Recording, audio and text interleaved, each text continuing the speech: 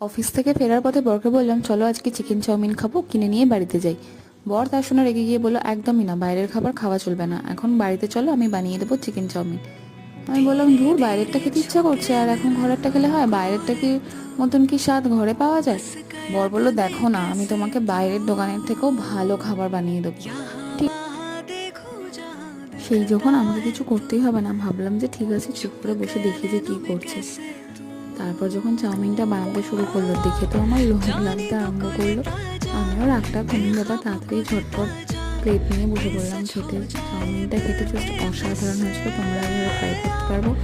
আর হ্যাঁ, অবশ্যই নিজেদের বরকে দিয়ে রান্নাটা করে দিতে, খাওয়ার টেস্টটা অনেকটাই বেশি বেড়ে যাবে। যাই হোক, ভিডিওটা যদি ভালো লেগে থাকে তাহলে প্লিজ চ্যানেলটাকে সাবস্ক্রাইব করে দিও, ভিডিওটাকে একটা লাইক করে দিও। কারণ ডেফিনেটলি ঘরে বানানো জিনিসটা বাইরের খাবারের থেকে অনেক বেশি টেস্টি হয়, তাও যদি সেটা বরের হাতে বানানো হয়। দেখা হবে নেক্সট ভিডিওতে।